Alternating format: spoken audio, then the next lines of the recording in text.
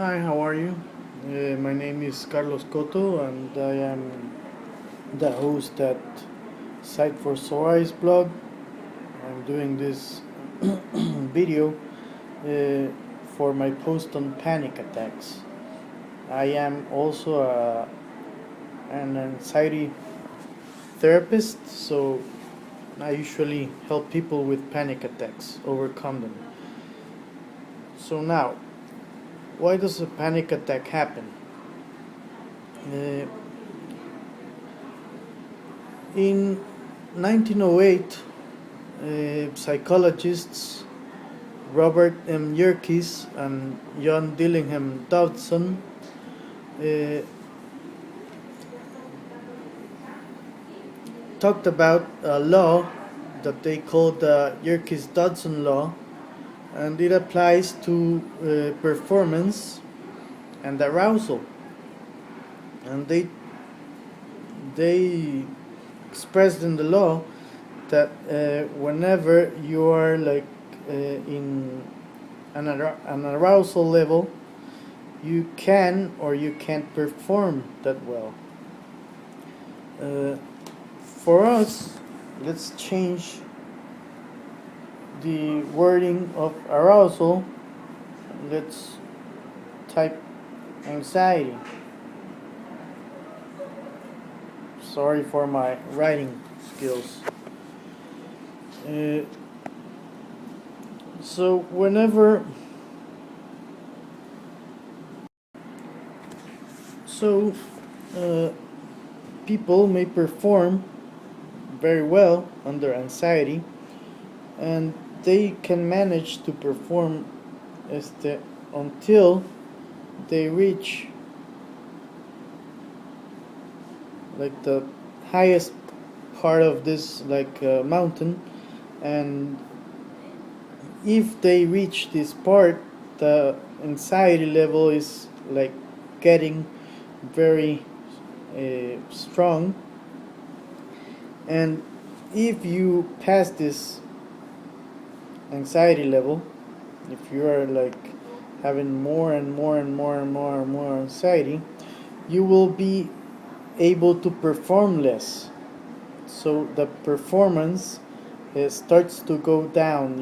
You get like an impaired performance because of the strong anxiety, and this is what the Dawson-Yerkes law of arousal states. The thing is that whenever you get the arousal, is because you are like in a situation or facing an object that gives you that arousal. I mean, think about it. You are having this stress about something, and if you are facing that something stressful long enough, anxiety levels start to climb. So you are having every time more anxiety, and you get to a part that you think that you will no longer be able to cope with it. The difficult part of panic is that sometimes the anxiety stressor, or the object that gives you anxiety, is not known. Sometimes you might even uh, get a panic attack out of nowhere, out of the blue, and that is the difficult part, that you're getting very anxious out of nothing.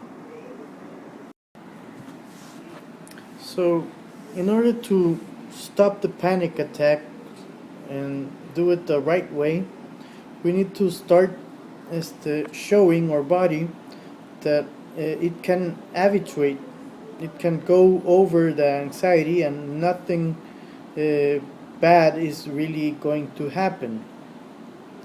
The thing is that during the panic attack, your your mind and your body thinks, especially the mind thinks that you will die for example, that you might be having a heart attack, or that you will be you won't be able to cope with the anxiety, and you will like be crazy or become crazy or whatever. I don't know. And those thoughts are very irrational. You don't want to have them, but you are having them, and that's another part of the anxiety.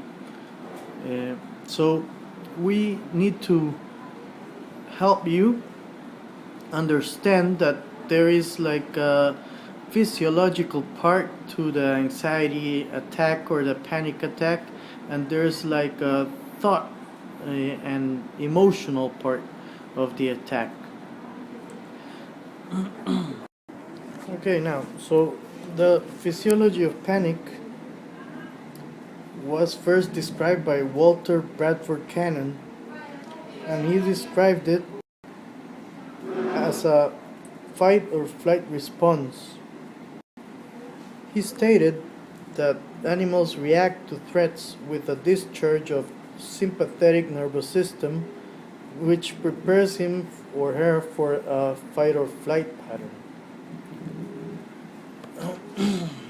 Sometimes the fight or flight response is also called the fight or flight or freeze response, as in some people might even or animals might even fight, or they might prepare to flight, or they even freeze at the spot. So the physiology of panic happens because of an hypothalamic pituitary axis, in which some hormones, as in adrenaline and noradrenaline, they facilitate immediate physical reactions, in which they prepare for violent muscular action. So almost all of the physiological reactions are physical reactions associated with the preparation of the muscular action and for the fight or flight response. So in practice, your panic attack is the response of your body to preparing to fight or flight something. The thing is, you don't know what that something is. Your body is preparing to fight against it or run. So in order to fight or run, it needs to have a lot of energy, a lot of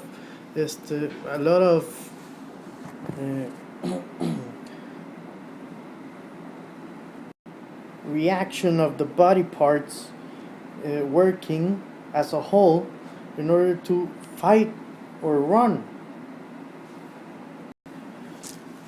So what I'm trying to say to you, and for you to understand, is that your panic attack are symptoms that your body makes that are physiological in nature. They just happen every time you are under a stressful situation, in order to prepare you to fight or run because of something.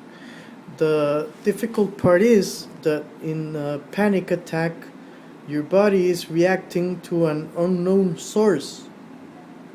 You don't know why it's preparing to attack or to flight. You don't know that. Your body doesn't know that. It just prepares. So we need to start showing the body that it doesn't need to prepare to fight or flight when it doesn't have to. All right. So most of the symptoms, according to the DSM-4, are like palpitations, pounding heart, accelerated heart, sweating, trembling or shaking, sensations of shortness of breath, feeling of choking, chest pain, nausea, abdominal distress, feeling dizzy, unsteady, lightheaded or faint,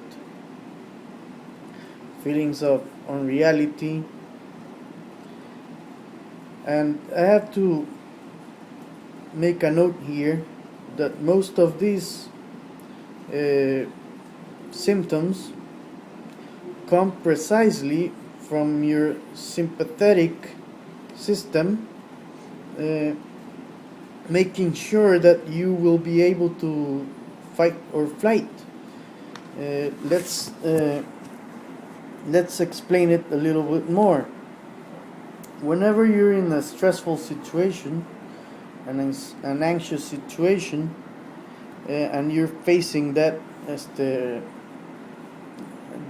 stressful situation, your body starts to prepare for it. It starts to prepare for you to fight it against it or for you to run. And what happens is that the first thing is that your heart starts pumping more energy, uh,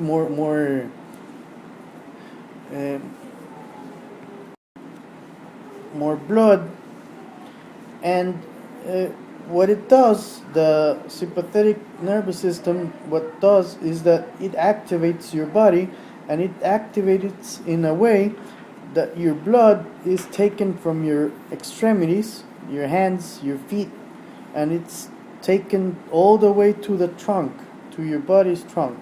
I mean, to your thorax area and to your large muscles in your legs, so you can run. So you have all the blood on your middle of the body. So if you have to use like the big muscles to fight or to flight, you will have all the energy that it's needed there. Also, if your blood goes from your hands and from your feet to the middle part of the body, what happens is that if you get a cut fighting, you won't bleed to death. If you cut your hands or your feet fighting or escaping, you won't die from your blood going out. So it is like an escape mechanism that we have, and what happens is that you start feeling your hands and feet as cold, very cold, and also you have and also your hands start sweating, and they may get like different sensations, and also as the heart is pumping more blood, you have to breathe more. So you start getting like all the sensations of shortness of breath and feeling choking, because either you're like uh, breathing too much or you're breathing too deep. But the thing is that you have to have in mind that you're not breathing normally. So you start like getting dizzy because all of that oxygen is getting your body, and it's more than you normally take. So the nausea, the feeling dizzy, unsteady, lightheaded, is because of the deeper breaths or the faster breath.